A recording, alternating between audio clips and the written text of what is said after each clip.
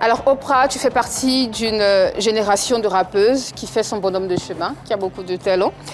Mais ce qu'on constate, c'est que vous donnez dans les clashs, particulièrement toi, autant que vos dévanciers. Pensez-vous ou penses-tu que tout cela contribue à faire avancer le mouvement, le rap?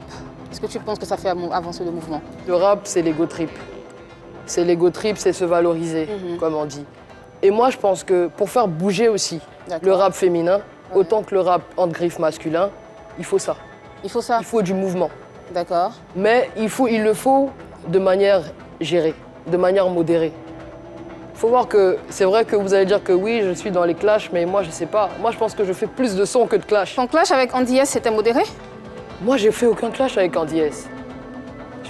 Andy S peut pas se dire qu'elle est en clash avec moi, c'est pas possible. Après, vous vous êtes réconciliés, mais peut-être, je ne sais pas, mais vous avez fait des clashs. On vous a reçu sur ce plateau, c'était très tendu.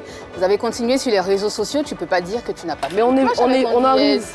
On arrive à la télévision et tu viens dire que oui, tu m'as refusé un featuring. Que ce soit statistiquement, je sais pas moi, c'est impossible que tu m'aies refusé ça. Et moi, je supporte pas les menteurs.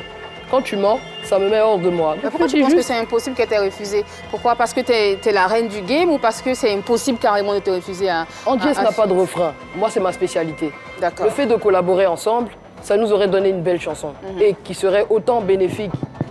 Pour l'une comme pour l'autre. Je vais dire ça comme ça. Donc pourquoi me refuser un featuring? Ce serait illogique. Donc le fait qu'elle vienne dire ici, non, je lui ai refusé, tu peux pas dire que tu m'as refusé parce que c'est pas possible que tu m'aies refusé.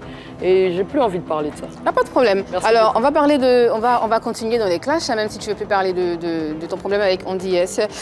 Nash et Priska, tu l'as dit tout à l'heure, c'est pour faire bouger le mouvement parce que quand ça bouge, ça met un peu de piment dans la chose, je mets ça entre griffes. On a vu Nash et Priska ici sur la scène ivoirienne qui n'ont jamais fait de clash. Au contraire, elles ont collaboré. Qu'est-ce qui vous empêche, vous, dans votre mouvement, de vous mettre ensemble et de collaborer en bonne entente?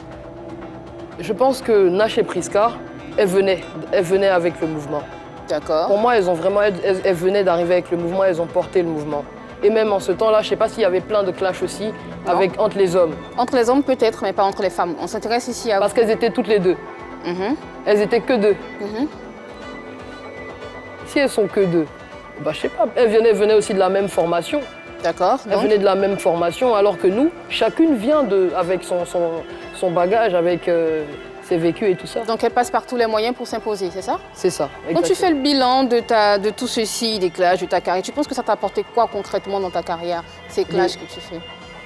Je ne sais pas si on peut appeler ça des clashs, parce que... Bon, ces petites envolées lyriques que tu fais sur les réseaux sociaux. Des envolées lyriques. Mais je ne fais pas qu'on appelle ça clash, j'ai pas d'autres mots. En fait, j'ai juste donné mon avis. Tu vois, je me suis exprimée. Maintenant, si en tant qu'artiste, rappeuse, s'exprimer, ça devient contraignant pour certaines personnes, je suis désolée, mais c'est ma manière d'être. Faut qu'on essaie de m'accepter comme ça, ou bien qu'on me laisse comme ça. Tu penses pas que c'est peut-être à toi aussi de faire des concessions pour que les autres t'acceptent? Et je n'en fais pas, tu penses?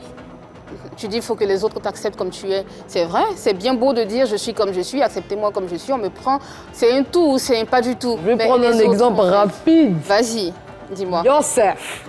Ok. Toi-même. Vas-y, dis-moi. Tout le monde dit oui, elle fait des trucs, elle insulte les gens et fatigue les artistes. Les artistes, ouais. Mais tu vois, après, moi j'ai dit, s'il n'y a pas ce piment-là, c'est chaud. C'est poivre. Et toi-même, t'as dit aux gens aussi que t'es comme ça, pion. Pourquoi t'as dit ça? Ah non, j'ai pas dit ça. Tu es sûr? J'ai pas encore dit ça.